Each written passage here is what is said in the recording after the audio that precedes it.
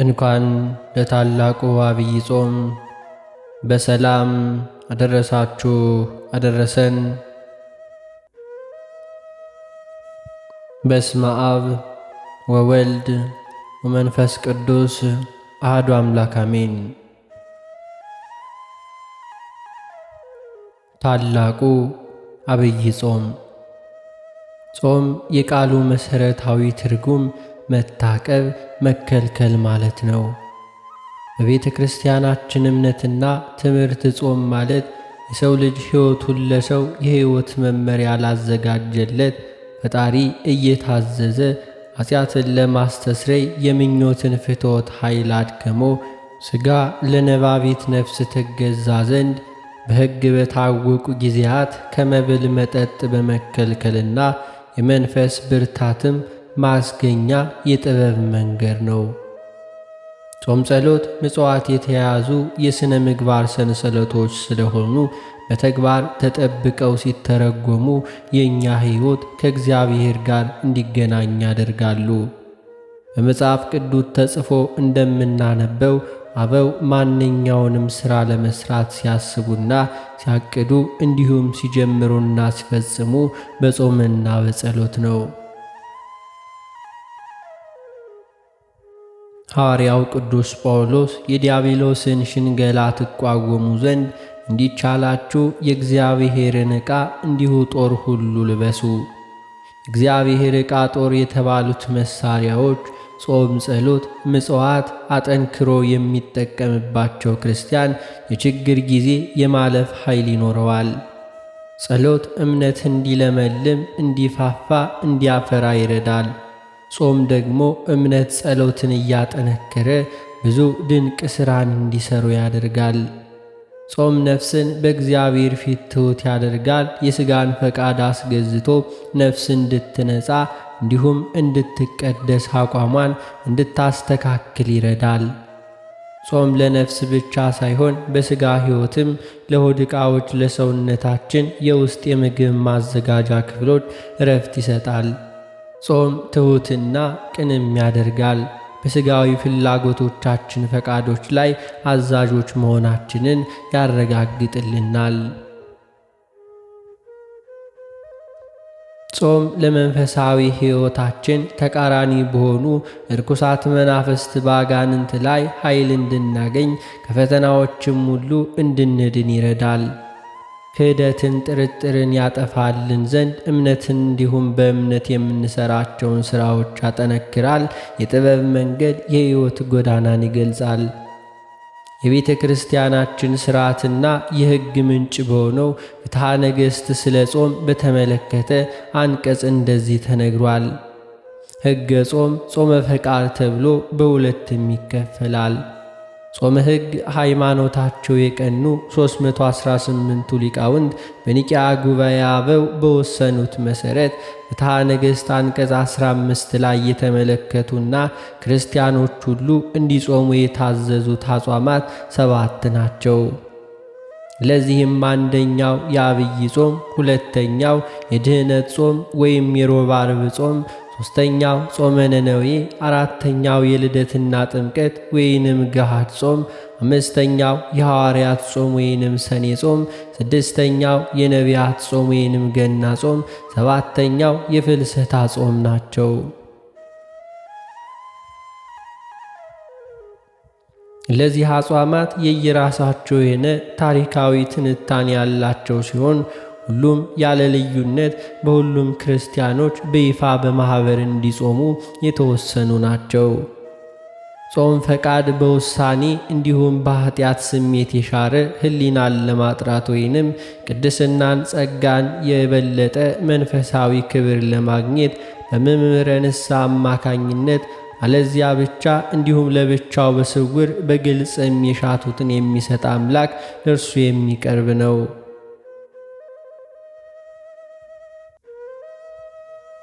ከሕግም አጽዋማት መካከል በኢትዮጵያ ኦርቶዶክስ ተዋሕዶ አብያተ ክርስቲያናት እምነትና ሥርዓት በየዓመቱ የሚመላለሱ አጽዋማት ዋናውና ትልቁ ጾመ ሁዳዴ ወይንም አብይ ጾም በመባል ይታወቃል። ይህን ጾም የምንጾመው ጌታችን አምላካችን መድኃኒታችን ኢየሱስ ክርስቶስን አብነትና አርአያ አድርገን ነው። አምላካችን ኢየሱስ ክርስቶስ ሥራ ከመጀመሩ በፊት በ30 ዘመኑ በዮሐንስ እጅ ተጠመቀ። ከዚህም በኋላ ሳይውል ሳያድር ወደ ገዳመ ቆሮንጦስ በመሄድ ከቆመ እንዲሁም ሳይቀመጥ ከዘረጋ እንዲሁም ሳያጥፍ እህል ውሃን ሳይቀምስ 40 ቀንና 40 ሌሊት ያክል ጾመ። የዚህ ዓለም ተፈታታኝ የሆነ ዲያብሎስን ከፈተናው ሁሉ ድል ነስቶታል። በስስት በትዕቢት በፍቅረ ንዋይ የመጣውን ፈተና አጥፍቶ የኀጢአትን እሾህ ሁሉ አቃጥሏል። ስስት ያልተሰጡትን መሻት፣ የሌሎችን ድርሻ በይበልጥ ለመሻት መሞከር ነው። ትዕቢት ደግሞ አምላክ ሆናለሁ ማለት በሌሎች ላይ ታላቅነትን የበላይነትን መመኘት ነው። ፍቅረ ንዋይ ደግሞ ያለኝ ይበቃኛል አለማለት የተሰጡትን አለማመስገን ነው።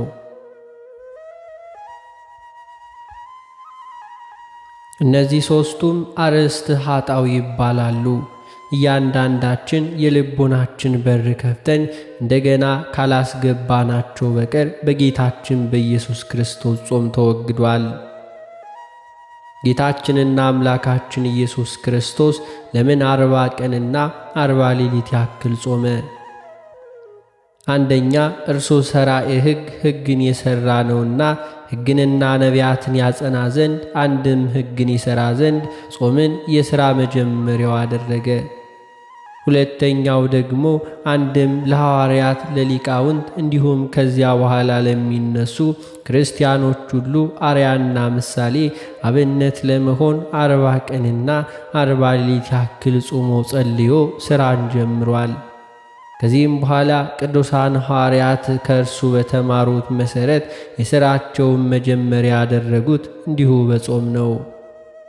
ሦስተኛው መብልዕ ኃጢአት ጥንተ አብሶ መሠረት በመሆኗ በመብል ምክንያት ኃጢአት ወደ ዓለም መጥቷልና በመብል ምክንያት ደግሞ ወደ ዓለም የገባውን ኃጢአታችንን ኃጢአት ያስከተለውን ሞት ከሥራቸውም ሁሉ ተነቅለው ተደምሰው የጠፉትን የሰው ሕይወትን የታደሰበት በጌታችን ጾም ነው።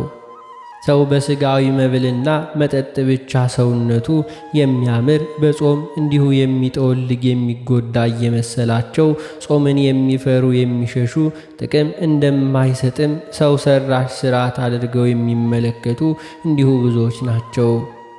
አስተዋዮች ሰዎች ግን ከእግዚአብሔር አፍ በሚወጣ ቃል እግዚአብሔር ጭምር እንጂ በእህል ውሃ ብቻ ሊኖር እንደማይችል ጠንቅቀው አውቀው እየጾሙ እንዲሁ ይጠቀሙበታል። አስፈላጊ በሆነው ቦታና ጊዜ ከማይፈለግ ጮማና እንዲሁም ወይን ይርቃሉ። ጥራጥሬ ተመግቦ እንዲሁም መውዛት ማማር እንደ ሌሎቹ ከሦስቱ ወጣቶች አናንያ፣ አዛርያ፣ ሚሳኤል ታሪክ መማር ይቻላልና።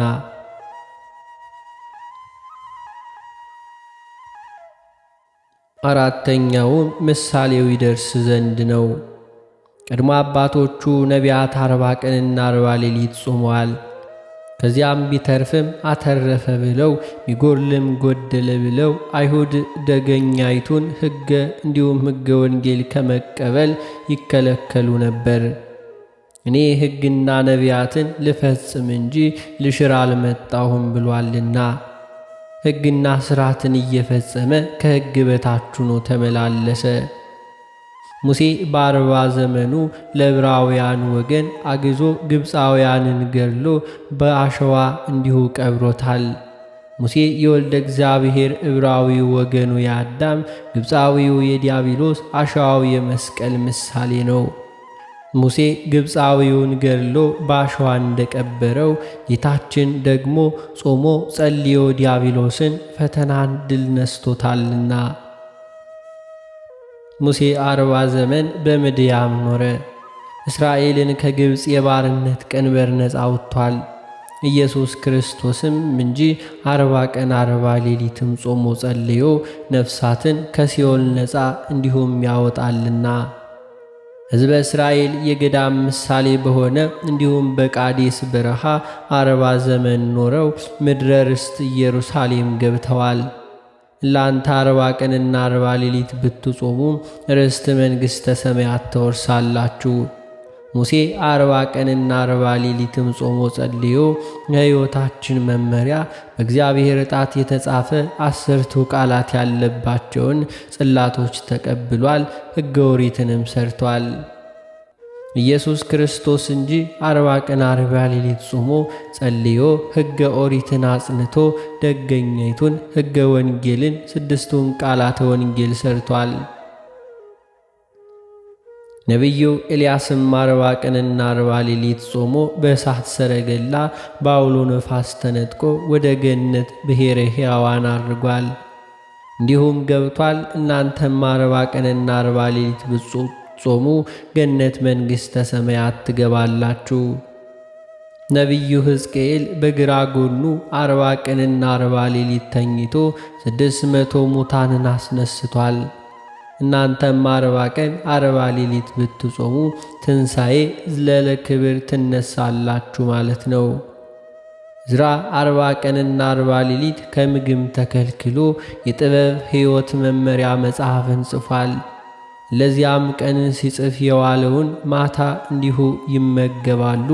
እርሱ ግን ቀኑን ሲጽፍ የሚውለውን ማታ ሲያነበው ያድር ነበር። እናንተም 40 ቀን 40 ሌሊት ብትጾሙ ምስጢር ይገለጥላችኋል ለማለት ነው።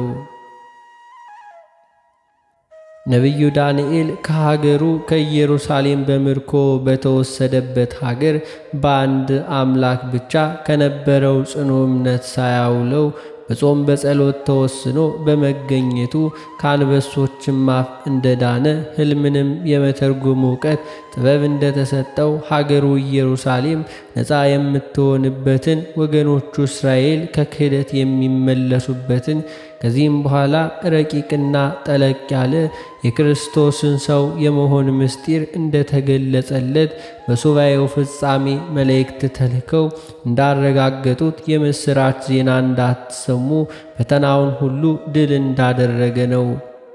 እኛም ጥበብ ዕውቀት እንዲገለጽልን በሀገርና በወገን ላይ የመጣውን መዓትና መከራ እንዲወገድልን ነውራችን እንዲንከባለን ለኃጢአታችን ስርየት እናገኝ ዘንድ ከነፍሳችንም ቁስል እንድንፈወስ ጾምን እንደዚሁ እንጹም። ጌታችንና አምላካችን መድኃኒታችን ኢየሱስ ክርስቶስ 40 ቀንና 40 ሌሊት የጾመበት ፍጻሜው። አዳም ልጅነትን የተሰጠው በ40 ቀኑ ነበር። በተፈጠረበት ምድረ ኤልዳ በምትባል ቦታ ቆይቶ ገነት ገብቷል። በ40 ቀንም ተሰጥቶት የነበረውን ልጅነት በመብል ምክንያት አጥቶት ስለነበር ነው። ጌታችን መድኃኒታችን ኢየሱስ ክርስቶስ 40 ቀንና 40 ሌሊት ጾሞ ልጅነቱን ለአዳም ሲመልስለት ፍጹም ካሳ እንደ ካሰ ለማጠየቅ ነው። አንድም ጽንስ ሁሉ በእናቱ ማኅፀን በ40ኛው ቀን ተስዕለተ መልክ ይይዛል፣ እንዲሁም ይፈጸምለታል። ይህም በመሆኑ በ40ኛው ቀን ተስዕሎተ መልክ ለተፈጸመለት ክቡር ሰው እንዲሁም ዘር ፍጹም እንዲሁም ፍጹም ካሳ ሊክስ እንደመጣ ለማጠየቅ 40 ቀንና 40 ሌሊት ጾመ። በሌላው ሰው የተሰራው በ4ቱ ባሕርያተ ሥጋና በ5ኛው ባሕርያተ ነፍስ እንደዚሁም በሁሉም ለ4ቱ 10 እንኳን ለመካስ ወይም 4ቱ ባሕርያተ ሥጋና 5ኛ ባሕርያተ ነፍስ አድርጎ ለ5ቱ 8 ለመካስ እንደመጣ ለማጠየቅ 40 ቀንና 40 ሌሊት ጾመ። ጌታችን ኢየሱስ ክርስቶስ የጾመው 40 ቀንና 40 ሌሊት ብቻ ነው። በቤተ ክርስቲያናችን ግን አበው ቀኖና ሰርተው እንድንጾም የወሰኑት 55 ቀን ነው። ይህ እንደምን ነው ቢሉ ስለ 2 ነገር ነው እንላለን። አንድም ክርስቶስ 40 ቀናት የጾመው ከቆመ እንዲሁ ሳይቀመጥ ከዘረጋ ሳያጥፍ እህል ውሃን ሳይቀምስ በመሆኑ እኛም እህል ውሃ የሚበላባቸውን በ55ቱ ቀን ያሉትን ቅዳሜና እሁድ ብንቀንሳቸው 40 ቀን ከእህል ከውሃ እንዲሁም ከጥሉላት የሚጾምባቸው ፍጹም ሱባኤ ይሆናል ነው።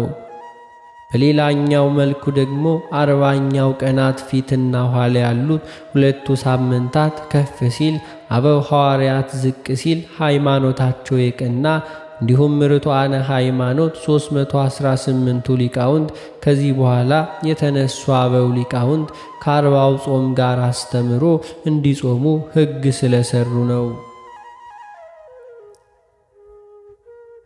የመጀመሪያው ሳምንት ከ40ው ቀን በፊት ያለውን እንዲጾሙ የተወሰነው ወይንም የሚጾምበት ምክንያት ፎቃ የተባለ ንጉሥ አገዛዝ አጽንቶባቸው በኢየሩሳሌም የሚኖሩ ምዕመናን ሕርቃል እንዲረዳቸው በጠየቁ ጊዜ ለመርዳት ፈቃደኛ ቢሆን ሐዋርያ ሰው የገደለ ሰው ዕድሜው ሙሉ እንዲጾም ስለወሰኑ በጉዳዩ የሚቸገርበት መሆኑን ገለጸላቸው። ሕዝቡም የአንድ ሰው ዕድሜ 70-80 ነው፣ እኛም እንጾምልሃለን፣ ዘምተህ ጠላቶቻችንን አስወግድልን ስላሉ ቃላቸውን ተቀብሎ ችግሮቻቸውን አስወግዷል።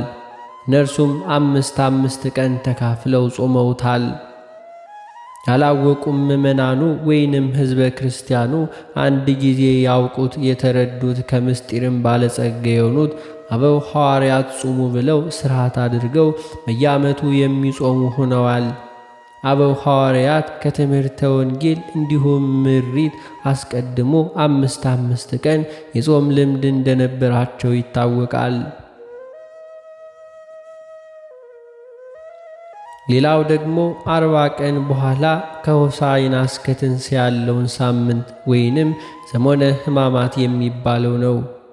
በሕማማት ሰሞን የዓለም መድኃኒት ኢየሱስ ክርስቶስ ለሰው ልጆች ድህነት ሕማም መከራ የተቀበለበት በመስቀልም የሞትን ጽዋ ተቀብሎ ለሞት ኃጢአት ከመገዛት ነፃ ያደረገበት ስለሆነ ሕሙማን እንዲሁም ምክረ ሞቱ ለእኛ ሲባል የተቀበለውን ጸዋዖ መከራ በጾም በጸሎት በሰጊድ በሐዘን ለማሰብ በቤተ ክርስቲያን አበው የተወሰነ በመሆኑ ማንኛውም ክርስቲያን ጾም በእናንተ ዘንድ የከበረ ይሁን እንዲሁ ብሎ የዓለም ብርሃናት ብፁዕ ሐዋርያው በዲድስቅያ በወሰኑት መሰረት ከጥሉላት እንዲሁም መባዕልተ ሥጋ፣ ቅቤ፣ ወተት፣ አሳ ተከልክሎ በ40ው ቀን ጋራ አንድ ላይ ይህንን ጾም የሆኑ ሌሎችን አጽዋማት እንዲከታተል ግዴታም አለበት። የታላቁ የአብይ ጾም ስያሜዎች የተቆጠረው ሱባኤ የተነገረው ትንቢት ሲፈጸም በዘመኑ ፍጻሜ ወልደ እግዚአብሔር ከሰማየ ሰማያት ወረደ፣ ቃል ሥጋ ሆነ፣ በአጭር ቁመት በጠባብ ደረት ተወሰነ፣ በግዕዘ ሕፃናት ተመላልሶ በጥቂት አደገ፣ የሕግ ባለቤት ሆኖ ከሕግ በታች ሆኖ ተመላለሰ። እርሱ በእሳትና በውሃ የሚያጠምቅ መለኮት ሆኖ ሳለ በፍጡር በዮሐንስ እጅ ተጠመቀ። ሳያውል ሳያድር ወደ ገዳመ ቆሮንጦስ በመሄድ በመግባት እንዲሁም ከዘረጋ ሳያጥፍ እንዲሁም ከቆመ ሳይቀመጥ እህል ውሃ ሳይቀምስ 40 ቀንና 40 ሌሊት ያክል ጾመ። ከዚህም የተነሳ ሊቃውንተ ቤተ ክርስቲያን የአብይ ጾምን የተለያየ ስያሜ ሰጥተው ይጠሩታል። የመጀመሪያው የአስተምሮ ጾም ይሉታል። ቀድሞ በነቢዩ በኢሳይያስ እንዲሁ ታዳጊ የእስራኤል ቅዱስ እግዚአብሔር እንዲህ ይላል፣ እኔ የሚረባህን ነገር የማስተምር በምትሄድበት መንገድ የምመራ አምላክ እግዚአብሔር ነኝ አለ። ይህም ተብሎ እንደ ተጻፈ እንደ እግዚአብሔር ያለ ግሩም መምህር የለምና አምላካችን ኢየሱስ ክርስቶስ በመዋዕለ ሥጋዌው አስተምሯል። ይህንን ሲያደርግ ግን ጌታችን እርሱ ሳይሰራ ስሩ አላለንም። አበው በምሳሌ ባልዋጁበት ጣት የዘንዶ ጉርጋድ ይለኩበት እንዲል እርሱ በቃል ያስተማረውን በተግባር ፈጽሟል። ጥምቀትን በዮሐንስ እጅ ራሱን ዝቅ አድርጎ በትሕትና ተጠምቋል። ከሚያምኑ ከኃጥአን ጋር አንድ ሆኖ ተቆጥሯል። ከጲላጦስ ፊት ቆሞ እውነትን መስክሯል። 40 ቀንና 40 ሌሊት ከቆመ ሳይቀመጥ ከዘረጋ ሳያጥፍ ጾሟል፣ ጸልዮአል።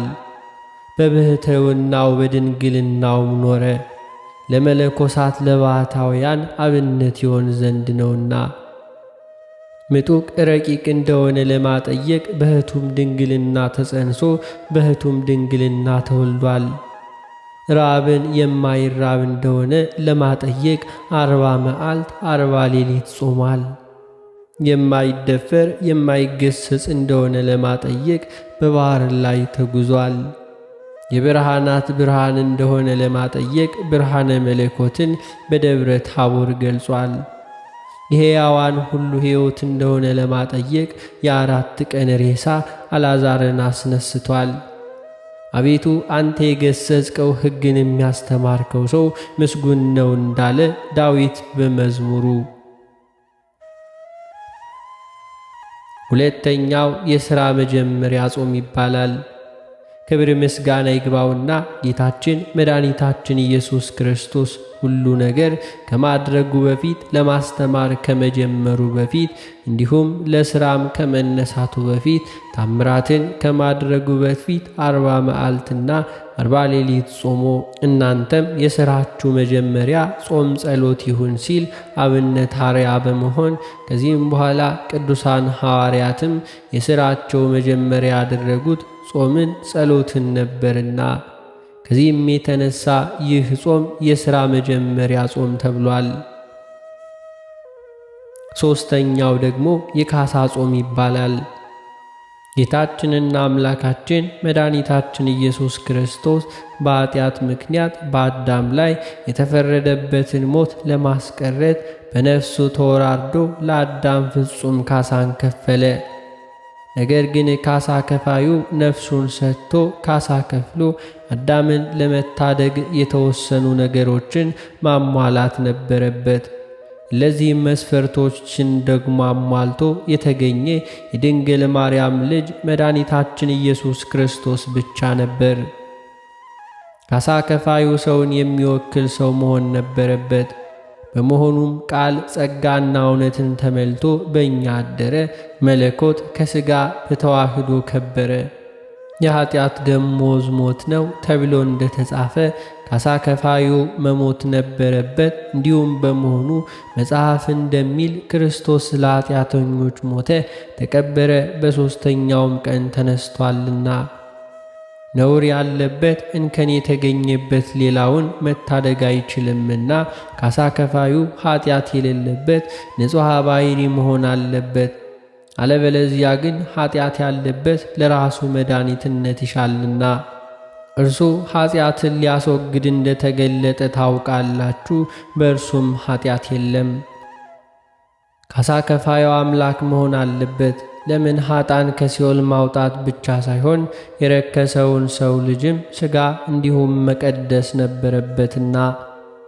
ኃጢአት በመብል ምክንያት ወደዚህ ዓለም ስለገባ ካሳ ከፋዩ ኢየሱስ ክርስቶስ ካሳን ይከፍል ዘንድ ስለ አዳምና ስለ ሔዋን ተግቶ 40 ቀንና 40 ሌሊት መጾም ነበረበት። ከዚህም የተነሳ ይህ ጾም የካሳ ጾም ተብሏል። አምስተኛው የመሸጋገሪያ ጾም ተብሏል። አስቀድሞ ሊቀ ነቢያት ሙሴ ሕዝቡን ከሕገ ልቡና ወደ ሕገ ኦሪት ለመመለስ ለማሸጋገር 10ቱ ትእዛዛት የተጻፈበትን ጽላት ከመቀበሉ በፊት 40 ቀንና 40 ሌሊት ጾሞ ነበር። በዚያንም 40 ቀንና 40 ሌሊት ከእግዚአብሔር ጋር ነበረ። እንጀራም አልበላም፣ ውሃም አልጠጣም። እንዲሁም ጌታችን መድኃኒታችን ኢየሱስ ክርስቶስ እኛን ከሕገ ኦሪት ወደ ሕገ ወንጌል ከጨለማ ወደ ብርሃን ከሞት ወደ ሕይወት ያሸጋግረን ዘንድ 40 ቀንና 40 ሌሊት የጾመው ጾም በመሆኑ እንዲሁም የመሸጋገሪያ ተብሏል። አምስተኛው የቀደስተ ገዳም ጾም ተብሏል።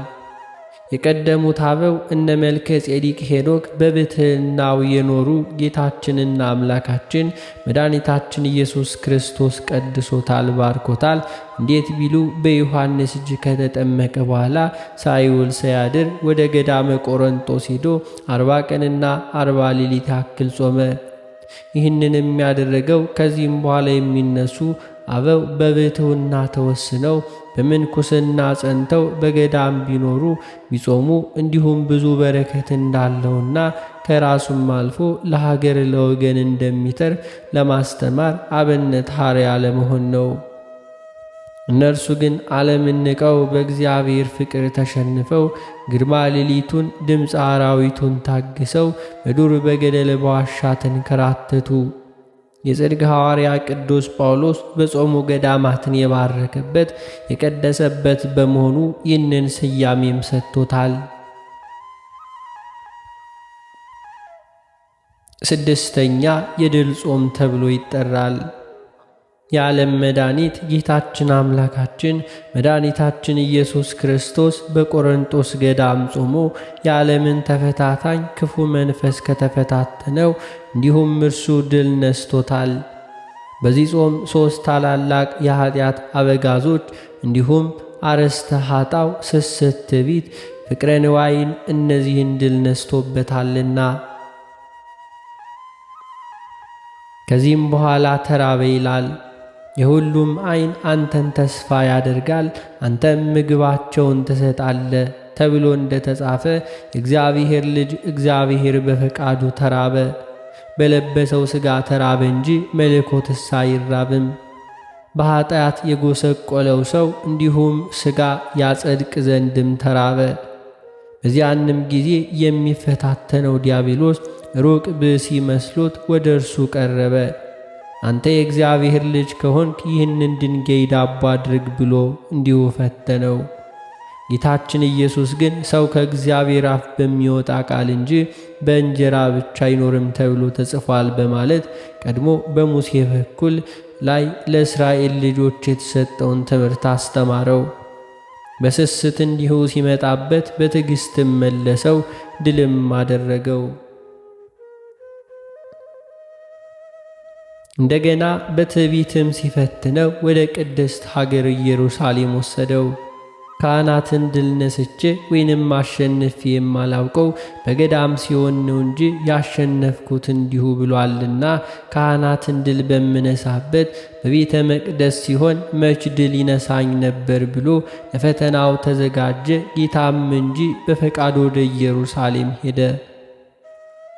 ዲያብሎስም አምሞ ጠምጥሞ በአምሳለ ሊቀ ካህናት መነሳንስ ይዞ እንዲሁ ቀረበውና በእውነት የእግዚአብሔር ልጅ ከሆንክ መላእክቱን ስላንተ ያዝልሃልና እግርህም በድንጋይ ከቶ እንዳይሰናከል በእጆቻቸውም ያነሷል ተብሎ ተጽፏልና ወደ ታችም ራስን ወርውር፣ ከዚህም ዘንድ ውረድ ስለል ብሎ እንዲሁ ፈተነው። ጌታችን ኢየሱስ ክርስቶስም ጌታ አምላክን አትፈታተን ተብሎ ተጽፏል ብሎ በሙሴ በኩል ላይ የተሰጠውን ትምህርት አስተማረው። እንዲሁም በትዕቢትም ቢመጣበት በትሕትና መለሰው፣ ድልም አደረገው። ከዚህም በኋላ በፍቅር ነዋይ ይፈትነው ነበር።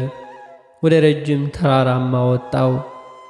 ነገሥታትን ድል በማልነሳበት በቤተ መቅደስ ቢሆን ድል ነሳኝ እንጂ ነገሥታት ድል በምነሳበት በተራራም ቢሆን መች ድል ይነሳኛል ብሎ በማሰብ ወደ ተራራ ይዞት ወጣ።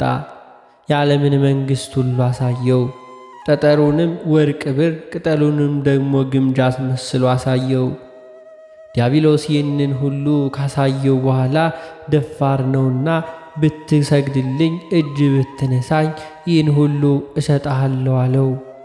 ክብር ምስጋና ይግባውና ጌታችን ኢየሱስ ክርስቶስ ሂድ አንተ ሰይጣን ለጌታ ለአምላክ ስገድ እርሱንም ብቻ አምልክ ተብሎ ተጽፏል በማለት በሊቀ ካህናት በሙሴ የተጻፈውን ቃል ጠቅሶ አስተማረው።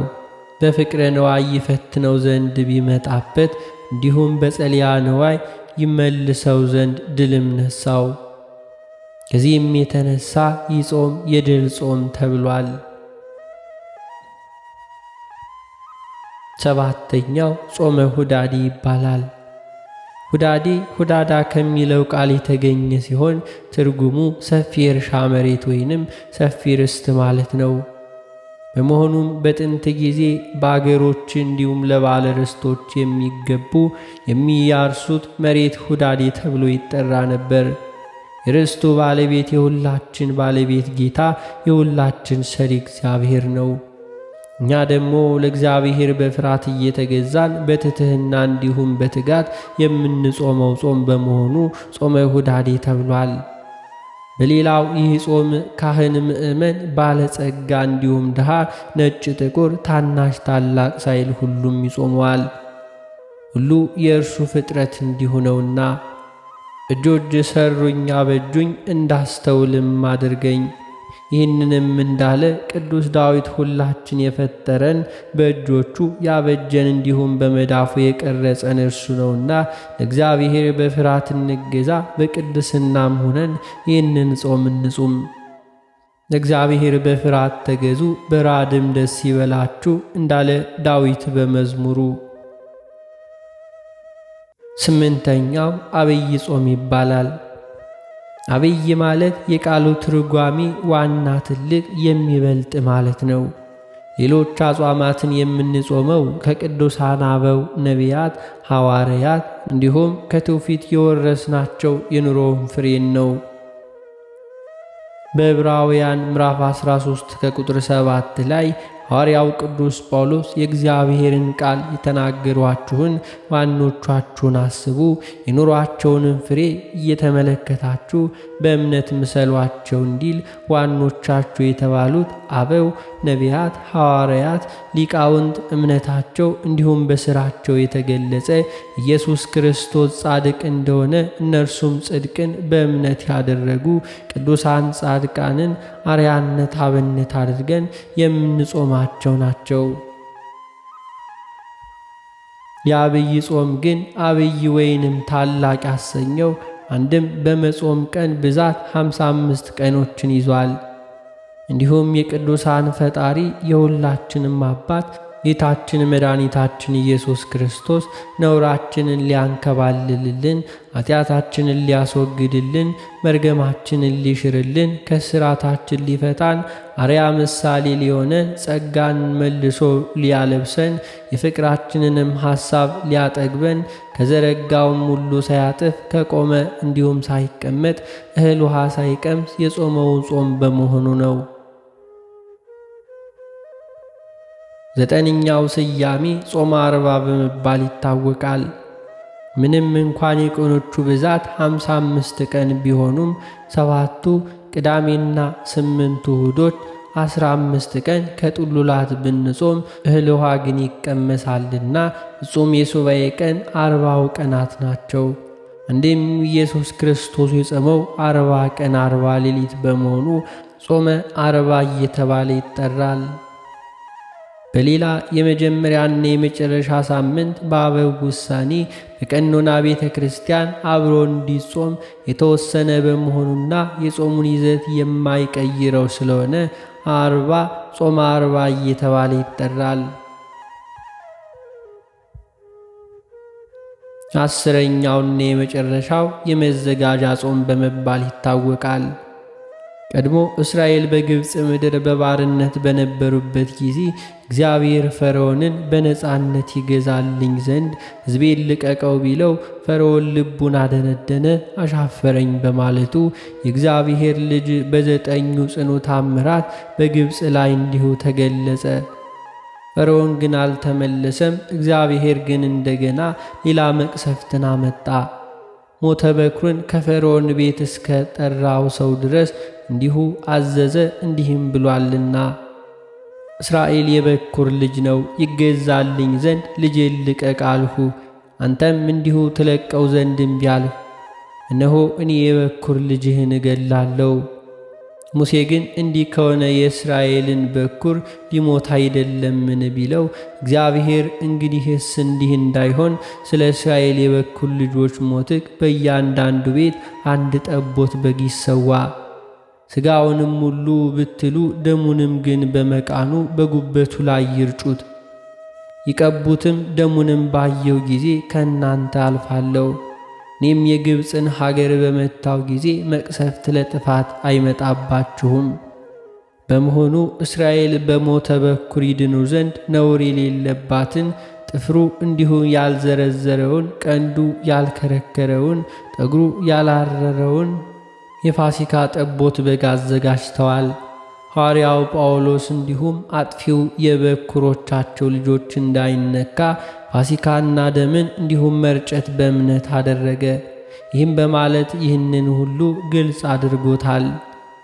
በሌላ ሕዝበ እስራኤል ይህንን ሁሉ የፋሲካ በግም ከመመገብ በፊት ዝግጅት አድርገዋል።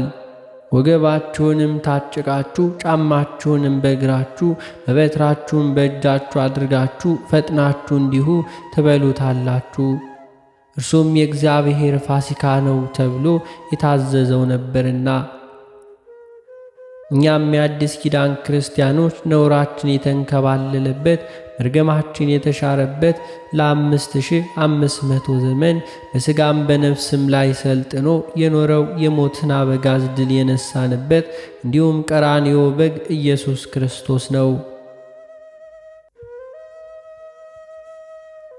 ነውር ነቀፋ የሌለበት ጠቦት ወይንም በግ ነገር ግን ኃጢአትን ያስወግድ ዘንድ መርገምን ይሽር ዘንድ የተገለጠ በግ የድንግል ማርያም ልጅ ኢየሱስ ክርስቶስ ነው።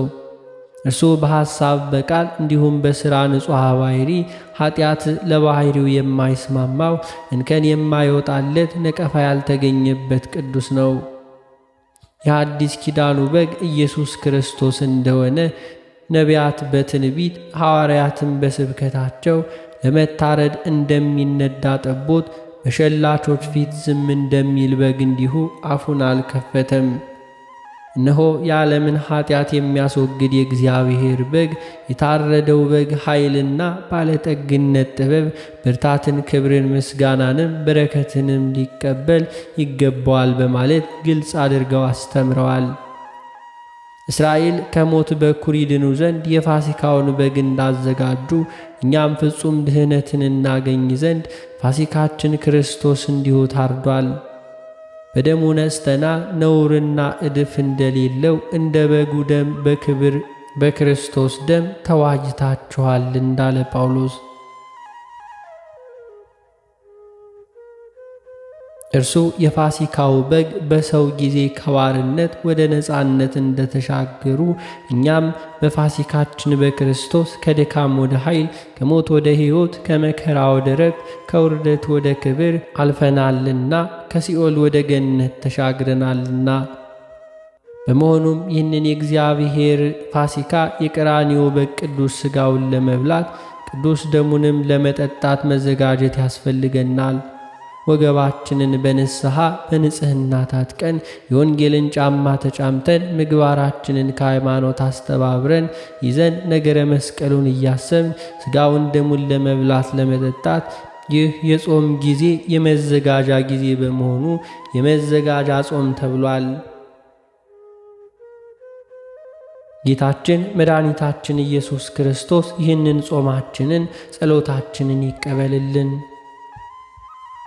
አነሳስቶ ላስጀመረን አስጀምሮ ላስፈጸመን ለጌታችን ለአምላካችን ለመድኃኒታችን ለኢየሱስ ክርስቶስ ክብርና ምስጋና ይገባል፣ ዛሬም ዘወትርም ለዘላለሙ አሜን።